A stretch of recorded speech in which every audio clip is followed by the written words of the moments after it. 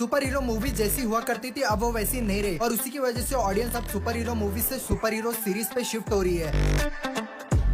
और जब से दी बॉयज आया उसने अलग ही लेवल की हाइप क्रिएट कर दी और उसी की वजह से ऑडियंस अब एकदम भूखी हो चुकी है सुपर हीरो सीरीज की।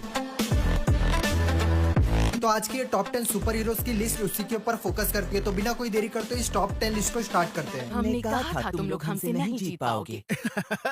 तो वैसे ही हम मारे जाएंगे। नंबर 10 की सीरीज है 2016 की दी टिक। ये कुछ आती है 7.4 रेटिंग के साथ। इसमें हमें आर्थर दिखाया जाता है जो छोटा अकाउंटेंट होता है और तभी उसे पता चलता है दुनिया पे एक ऐसी आपदा आने वाली जिसकी वजह से दुनिया दाव पे लग चुकी है। एक सुपर विलन अपनी पूरी छाप छोड़ने के लिए दुनिया पे तैयार बैठा। फिर उसके बाद आर्थर जाके एक सुपर हीरो से हाथ मिला लेता है जिसका नाम रहता है टिक और टिक थोड़ा दिमाग से सरफिरा रहता है। फिर उसके बाद आर्थर और टिक मिलकर एक ऐसी सुपर हीरो टीम बना रहे थे जो सुपर विलन से लड़ सके। और फिर उसके बाद ये टीम कैसे लड़ती है और किस तरीके से मुसीबत झेलती है और कैसे कैसे सुपर विलन को हराती है उसके लिए आपको ये सीरीज देखनी पड़ेगी। ये सीरीज आपको एक्शन तो परोसेगी उसी के साथ अच्छी खासी डिसेंट कॉमेडी भी दिखाएगी। ये सीरीज कुछ 2 सीजन के साथ आती है, आपको जरा भी बोर नहीं करने वाली और जितने भी एक्टर है ये सीरीज में आपको अच्छा खासा एक्टिंग परफॉर्मेंस भी देख के दिखा देते हैं। लेकिन हालांकि ये प्राइम वीडियो पे अवेलेबल है लेकिन सिर्फ इंग्लिश में।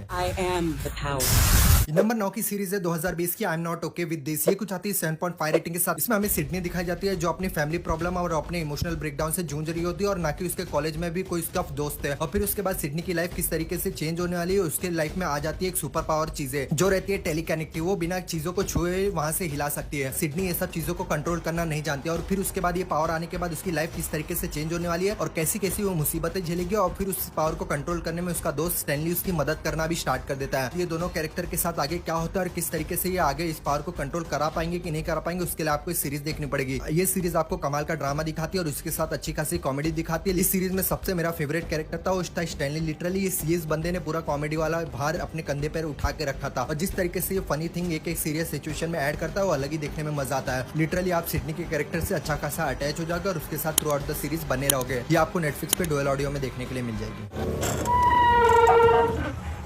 नंबर 8 की सीरीज है 2019 की डूम पेट्रोल। ये कुछ आती है 7.7 रेटिंग के साथ। इसमें हमें एक डॉक्टर दिखाया जाता है जो अलग अलग जगह से एक सुपर हीरो उठा के एक टीम तैयार करता है जो आने वाली सुपर विलन को रोक सके और इस दुनिया को तबाही से भी रोक सके। और फिर उसके बाद ये डॉक्टर जिन लोगों को उठाता है उनको कभी सुपर पावर चाहिए नहीं रहती लेकिन उनको मिल जाती है किसी न किसी वजह से और ये सब चीजों के पीछे बहुत ही ज्यादा इमोशनल कहानी होती है। अब ये सब चीजें कैसे आगे बढ़ती है और किस तरीके से ये लोग दुनिया को बचाते हैं उसके लिए आपको ये सीरीज देखनी पड़ेगी। ये सीरीज आपको थोड़ा इमोशनली अपने साथ जोड़ने के लिए ट्राई करती है और जिससे भी कैरेक्टर है सबकी बैक स्टोरी बहुत ही ज्यादा इमोशनल तरीके से दिखाई गई है। ये सीरीज आपको अच्छा खासा साइफाई एक्शन भी दिखाती है और उसी के साथ अच्छी खासी स्क्रीन प्ले और स्टोरी लाइन भी लेके आती है और जितने भी एक्टर इस सीरीज में थे उन्होंने अच्छी खासी परफॉर्मेंस दी है जिसकी वजह से आप इमोशनली ये कैरेक्टर से जुड़ पाते हैं और ये सीरीज में आपको अच्छा खासा एंटरटेनमेंट भी देखने मिलेगा और जो VFX और CGI वाला काम किया गया था वो लिटरली बहुत ही अच्छा था और ये series one of the best series है सुपर हीरो जॉनरा में। मैंने पर्सनली देखी है तो डेफिनेटली इसको जरूर ट्राई करेगा लेकिन ये हालांकि आपको इंग्लिश में देखनी पड़ेगी। आपको जियो सिनेमा पे देखने के लिए मिल जाएगी। नंबर 7 की सीरीज है 2023 की जेन वी। ये कुछ आती है 7.7 रेटिंग के साथ। इसमें हमें एक स्कूल की कहानी दिखाई जाती है जो सुपर हीरो लोग के लिए ही बना पड़ा है और फिर उसके बाद ये सुपर हीरो के स्कूल में एंट्री होती है मरी की और मरी एक सुपर पावर चीज के साथ पैदा हुई है और फिर उसके बाद मरी जैसे ही स्कूल में पहुंचती है वो स्कूल बाहर से जितना नॉर्मल दिखता है उतना ही अंदर से खतरनाक होता है और यहाँ पे कुछ ऐसी चीजें चल रही होती है जिससे मरी को दूर रहना चाहिए लेकिन मरी इस सब चीजों में घुस चुकी है। अब मरी अपनी जान कैसे बचाने वाली और उसके दोस्तों की भी जान के वो कैसे बचाएगी उसके लिए आपको ये सीरीज देखनी पड़ेगी। ये सीरीज बॉयज के यूनिवर्स से आ रही है तो सोच सकते हो क्या लेवल का इसमें ब्रूटैलिटी और आर रेटेड एक्शन देखने मिलेगा और इसमें आपको अच्छा खासे बॉयज यूनिवर्स के कैमियो भी देखने मिलेंगे जिसकी आप कल्पना भी नहीं कर सकते। तो डेफिनेटली ये सीरीज को आप जरूर देखेगा। ये सीरीज आपको अच्छा खासा कॉमेडी भी दिखाएगी और वो एकदम डार्क ह्यूमर के साथ और इसमें आपको सुपर पावर वाली चीजें आपको एक्स्ट्राऑर्डिनरी और एकदम हाई लेवल पे देखने के लिए मिल जाएगी जैसा आप बॉयज से एक्सपेक्ट करते हो। ये सीरीज आपको अमेजॉन प्राइम पे डुअल ऑडियो में देखने के लिए मिल जाएगी। नंबर 6 का शो है 2019 की दी अम्ब्रेला अकेडमी। ये कुछ आता है 7.9 रेटिंग के साथ। इसमें हमें एक बिलियनर दिखाया जाता है जो अपनी अकेडमी के लिए 7 बच्चे अडॉप्ट कर लेता है जो सुपर पावर चीजों के साथ पैदा हुआ है और फिर उसके बाद ये बिलियनर उन लोग को ट्रेन करना स्टार्ट कर देता है। फिर जैसे वो लोग बड़े होते हैं उनको ये पता चलता है कि दुनिया तबाह होने वाली है और उसको कौन और कैसे करेगा और फिर उसके बाद ये सब मुसीबतों से जूझ के दुनिया कैसे बचाने वाली है उसके लिए आपको सीरीज देखनी पड़ेगी। ये सीरीज में आपको कमाल का ड्रामा देखने मिलेगा और उसके साथ इंगेजिंग स्टोरी लाइन देखने मिलेगी। ये सीरीज में सबसे फेवरेट कैरेक्टर है मेरा नंबर 5 जो अच्छा खासा अकलमंद इंसान है और वो टाइम ट्रेवल भी कर सकते हो लेकिन ये सीरीज में हर एक कैरेक्टर को अच्छा खासा स्क्रीन टाइम दिया गया है जिसकी वजह से हर एक कैरेक्टर के साथ आप अच्छे से जुड़ पाते हो और ये सीरीज काफी अच्छा आपको VFX के साथ अच्छा खासा एक्शन भी दिखाती है और उसी के साथ पेश करती है ड्रामा जो भी आपको इंटरेस्ट बना के रखता है थ्रू आउट द सीरीज। ये सीरीज आपको डुअल ऑडियो में नेटफ्लिक्स पे देखने के लिए मिल जाएगी। Does anyone wish to speak? He was a monster.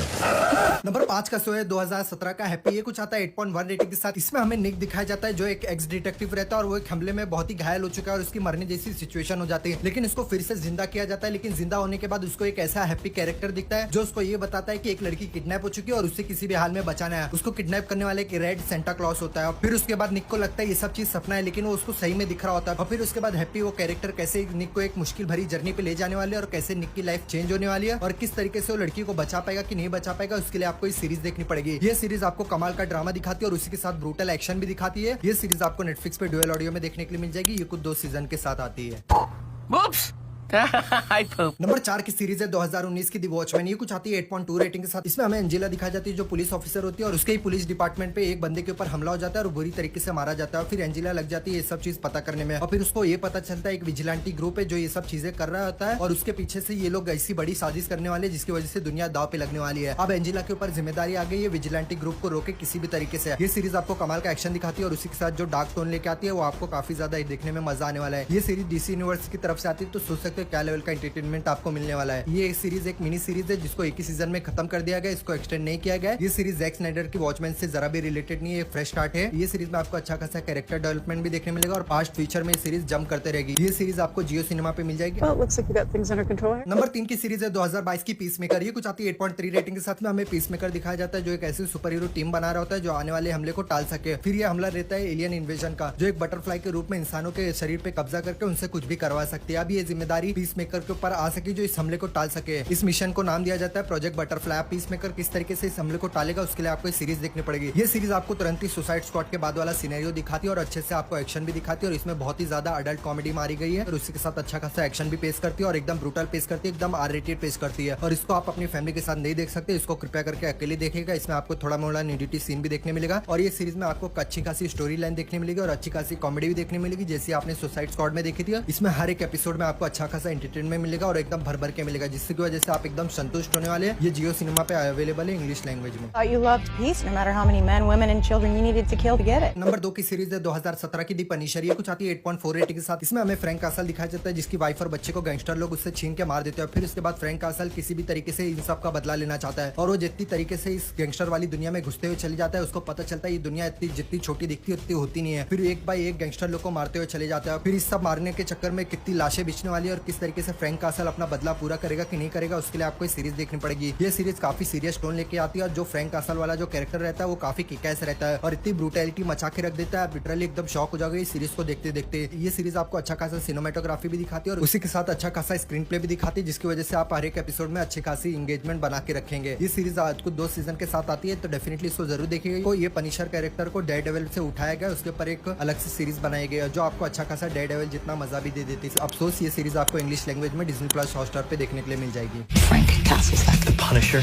Number 1 की सीरीज है 2021 की इनविजिबल। ये कुछ आती है 8.7 रेटिंग के साथ। इसमें हमें मार्क दिखाया जाता है जिसके फादर बहुत ही तगड़े सुपर हीरो रहते हैं और उनसे तगड़ा कोई भी नहीं होता है और फिर उसके बाद मार्क के ऊपर जिम्मेदारी आ चुकी है वो अपने फादर की तरह बन के दिखाए और लोगों को बचाए और फिर उसके बाद जब मार्क अपनी पावर को डिस्कवर करता है फिर उसकी मुश्किलें वहां से स्टार्ट होना शुरू हो जाती है। अब वो अपनी पावर को किस तरीके से यूज करेगा, अच्छे के लिए यूज करेगा, बुरे के लिए यूज करेगा और किस तरीके से अपनी पावर को कंट्रोल करेगा उसके लिए आपको सीरीज देखनी पड़ेगी। ये सीरीज आपको कमाल का ब्रूटल एक्शन दिखाती है और उसी के साथ ये सीरीज अच्छा खासा ट्विस्ट एंड टर्न्स लेके चलती है और ये सीरीज हद ब्रूटल है, बहुत ही अच्छे खाते इसमें सीन डाले गए हैं। कुछ सीन्स तो ऐसे लिटरली आप एकदम शॉक हो जाओगे सीरीज को देखते देखते और ये सीरीज आपको अच्छा खासा क्लिफ हैंगर पे छोड़ भी देती है सेकंड सीजन के लिए जिसका सेकंड सीजन भी आ चुका है और ये सीरीज अच्छा खासा स्टोरी डेवलपमेंट भी लेके आती है जिसकी वजह से ये सीरीज आपको ईच बाय ईच एपिसोड अच्छा खासा बिल्डअप ले जाके अच्छा खासा लास्ट एपिसोड भी दिखाएगी। ये सीरीज अच्छा खासा स्क्रीन प्ले भी दिखाती है और इसके साथ अच्छा खासा एनिमेशन भी दिखाती है तो डेफिनेटली ये सीरीज को आप जरूर देखेगा। ये आपको Amazon प्राइम पे डुअल ऑडियो में देखने के लिए मिल जाएगी। Your power's got to be due any day now, son. तो ये थे मेरे टॉप 10 सुपर हीरो शोज जो आपको अच्छा खासा मजा देंगे और R-रेटेड ब्रूटल एक्शन भी दिखाएंगे। तो अगर इन टॉप 10 लिस्ट में से अगर कोई भी सुपर हीरो शो पसंद आए इस चैनल को सब्सक्राइब, वीडियो को लाइक और